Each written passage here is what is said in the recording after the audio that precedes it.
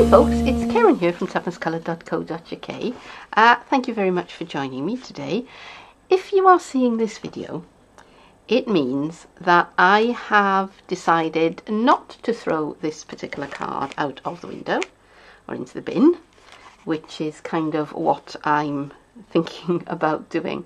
Do you ever start a project and it seems like it's cursed? This is such a project. So it's a double Z fold card with a pop-up box element, which is a really clever kind of idea, and I first saw it done by a Stampin' Up demonstrator called Bronwyn Eastley. Now I may mention this again later in the video because some time has elapsed between the time when I made this and the time that I'm talking to you now. Okay, so I'm not 100% sure what I said where and when. This card was a bit of an object lesson in don't do it this way, all right, because I made so many mistakes when I was making it, and when I finished with it I decided that actually I didn't really like it at all. So I thought, okay, well, I will remake it, and I started out to make another one in a different colourway, and I got as far as that, and everything was going really well. So I thought, great, I'll stop here and I will save this, and the bally thing just would not save. I don't know why. There must have been a corrupt file somewhere, but it just wouldn't do it. So I kind of abandoned this one because I didn't really want to refilm it again. So if you're seeing this, I will, it means that I've decided I'm going to put it out there, and I will cut in from time to time and explain where I went wrong and how I could have done things better. These are the supplies that I'm going to be using to make my Z fold card. I have a piece of lemon lime twist card. Now this is the full sheet of A4, but I'm going to trim it down to 11 inches by 5.5, and I'm going to cut another strip that is 11 inches by 1.25 inches, and I'm going to keep all of the off-cut bits because I'm going to use them in my card. And I'm also going to, in all probability, need some scraps of this as well for punching. I'm going to use some of the Blueberry Bushel DSP from the 6x6 stack. Now I've only got one piece here, I'm going to need two, and I'm going to cut one piece down to 5.25 inches, and the other piece, that's 5.25 inches square, and the other piece will be 5.25 by 2 and I think it's 3/8, but I'll confirm that when I get to it. I've got some card that, I've got some quite large pieces here, but really I only need scraps that I'm going to be using for punching. So as well as the lemon lime twist, I've got some Blueberry Bushel, some Night of Navy and some Balmy Blue. I have my Blueberry Bushel ink, and the stamps that I'm using are from this set, which is called Incredible Like You. I'm going to be using these dies. If I turn the other way around, you can see what they say. This one says amazing, on that way. And this set is called Celebrate You. Now this was one of the sets that you could get in Celebration last year, but it's now in the annual catalogue and you can buy it. But I actually earned that for free. So can't say fairer than that, can I? And last of all, I'm going to be using my sprig punch, which was in the autumn winter catalogue but has been carried over to the new spring summer catalogue, and I'm really pleased that that is still available. So that's what I'm going to be using today to make my card. I have both my pieces of lemon lime twist in my scoreboard at the same time. See, there's my narrower piece, because I'm going to score them both together to save time. So my first score line is going to be 5.5 inches. And then the next one is going to be at 8.25, I think. Okay. So what I've done is I've made a score mark halfway and then half again. So for my the front of my card, it's going to fold like that, and the other piece is going to fold the other way. So I've burnished those folds well with my bone folder. I'm going to put this piece on one side, and I'm going to put the backing paper onto the main card. Now, just need to check that I've got the pattern going the right way. That's, yep, because the dots on here are directional. They do have an up and a down and a left and a right. Okay. So, just going to cover that over with the blueberry bushel, and shall also cover these panels with the same paper, lining it up so that it's nice and straight. Now I've cut this panel to be, have I stuck that down right? No, I haven't. See, I'm telling you about it having an up and a down and a side to side, and I go and put it on the wrong way round. And that is why I like my liquid adhesive so much, because it just looked just not quite right. Okay, so I was telling you about the panel sizes, wasn't I? So this one is cut to 5 1/4 inches square, and these two are 5 1/4 inches by 2 3/8. And actually, I want to bring this one right. Yeah. So I'm just going to move this one slightly.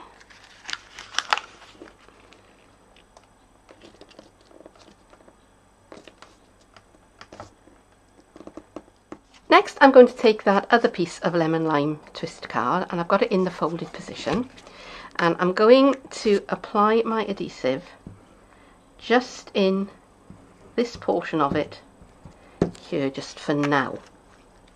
Alright, and I'm trying to make sure that it doesn't go where I don't want it to, so I shall spread the adhesive out with my finger. If you've got sensitive skin, I wouldn't recommend doing that, but I happen to have rhinoceros hide, so I'm okay with it. Okay, I'll just wipe my sticky finger with some things down. There we go. And I'm using the pattern to help me line this up so that it's nice and straight.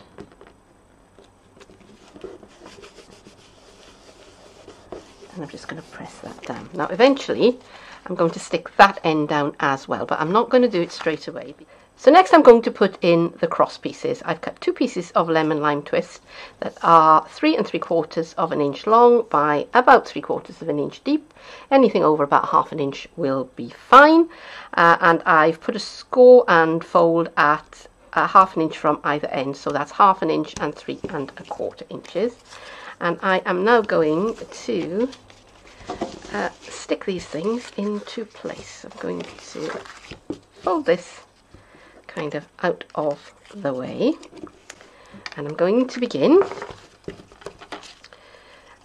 by putting liquid adhesive on one end of one of my cross pieces, and I'm just going to place it slightly below the edge of my card there. Alright. Next I'm going to put my adhesive on to each of these 2 flaps, and I'm just going to close the card onto them. Just pressing on that just for a few minutes for the adhesive to set, so that when I come back and open it up, I have my cross pieces going the wrong way. Turn my card over, and I'm going to be working on this panel here about, and I'm just going to check my positioning because I don't want it to be too near to the front. And it's going to go like that. Yeah, so I'm going to put a little bit of liquid adhesive, and as you can see, I tried it before and it wound up in completely the wrong position. So we're going to try that again, and I'm just coming just a little bit away from that fold, and just below the top of the card, that panel there. Alright, so now I'm going to do the same with this piece, and I'm going to line my two pieces up together so that they are nice and straight. Right, so now this is the bit where it may go wrong, because I want them to end up like that. So I'm going to put a bit of my adhesive onto each of those end panels, and now I'm going to create my card shape, and I'm going to bring that piece round and just flatten them into shape just like that. Alright, now when I open up the card, I have struts.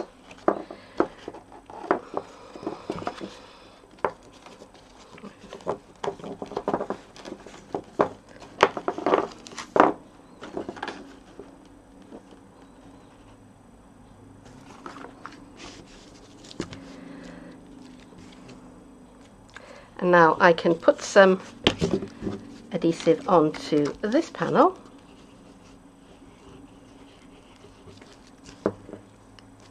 and I can close it down. There is my... I'm going to do my stamping next, but before I do, in the interests of full disclosure and telling the truth and not porky pies, I wanted to let you know what I've been up to with this card while I've been off camera. Now, the first thing that I did was I added in a third cross piece into my my pop-up box part, because these two pieces, which are the ones I put in first of all, were too near to the back of the card. I wanted something that was a bit more to the front, and all I did was I cut my strip of card the same length as these two pieces, and I just folded the ends over, put glue on to those folded over pieces, and I just kind of dropped it in. And I thought that doing that would be fiddly, which is why I did the whole rigmarole with, you know, putting the glue on, closing the card, closing it another way, and all of that stuff. But actually it was easier. So by all means have a go at doing it the way that I showed you. But if I was doing this card again, I would simply glue down this end, glue down this end, and just feed my struts into my pop-up box part. So that was the first confession. The second one is that this piece of card was getting very, very battered, and I could have left it, but it was really starting to look a bit worse for wear. So what I did was I cut another strip of lemon lime twist, the same size, so it's 5.5 by 1.25 inches, and I cut another two pieces that were the same size as this, so 2 3/4 by 1.25 inches, and I just glued them on top. So this now is very firm, but you wouldn't need to do that because you would do it right the first time. All right, I make these mistakes so you don't have to. So the next thing that I'm going to do is I'm going to do some stamping, and I want to stamp on this panel here. I'm just going to get my magnet off the back of my Stamparatus so that I can hold my card in place. I'm going to be using the stamp that says "Hope your day is as amazing as you" from the Incredible Like You stamp set, and I am going to line it up onto that panel. Now again, if I'd been thinking about it before I stuck this extra panel down, I could have stamped on there, and I also could have stamped on it before I actually glued it into the card. But if you do that, you do run the risk of, you know, if you make a mess of gluing these pieces in, if you make a mistake, you get ink on it, get smudges on it, then you have kind of got your stamping to do again. So that's my story, and I am sticking to it. That's why I'm doing it like this. I'm just lining up my stamp where I want it. It's a photopolymer stamp, so I can see where it's going to be, and I've got my sponge mat underneath my card. And the next thing I want is my ink, which has gone walkabout. I have taken my sprig punch and I have punched out lots of little sprigs in Lemon Lime Twist and Blueberry Bushel, Night of Navy and Balmy Blue. And what I've started doing is gluing them together into little, I don't know, what would you call them? Little bouquets? Little sprigs. And now I'm going to start gluing them into my card. I'm going to glue them along the struts that I've got in place. And this is probably going to take a little while, so I will give you some music to listen to, and I will speed up the video, and I will talk to you when this is all done.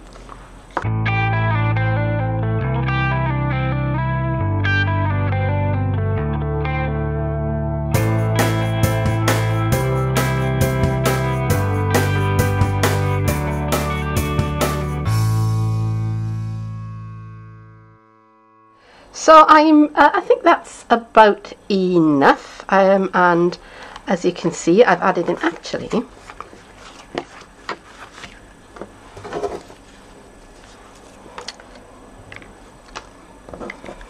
let's add in, right, so I'm nearly done with gluing my sprigs in place, and I'm just going to add a few along the lower edge of this of this piece, because although I've got the struts going along the top of my boxy piece here, I haven't really got anything going on underneath, so I've got room to add in some more sprigs. And they do overhang the card slightly, but if I put this into a 6-inch square envelope, that'll be fine. And yeah, so I'm now ready to add the Celebrate You die cuts from the set, which is called, strangely enough, Celebrate You. And I'm going to do my putting the glue onto the back of my hand and just flapping my cutout word into it, and that way I hope that I avoid getting too much adhesive in the wrong place. And I'm lining the letter B, the downstroke of the letter B, up with the fold in the card, so that should be just about even. Give it a little bit of adhesive on the front, but what I will do is I will wait until that is set, and then I will come in with the with my sand eraser, which is the most wonderful piece of kit and costs hardly anything at all for £2, and I will come in with that and I will rub away any rogue pieces of adhesive that I don't want to see. And there we go. And yeah, so all that needs to happen now is I need to leave that to dry, and that card is finished. So that is it. I hope you've learned from my errors. I make these mistakes so that you don't have to. But for now, thank you very much for staying with me to the very bitter end of this video, and I'll see you again soon, hopefully with a project that went right this time. Bye bye.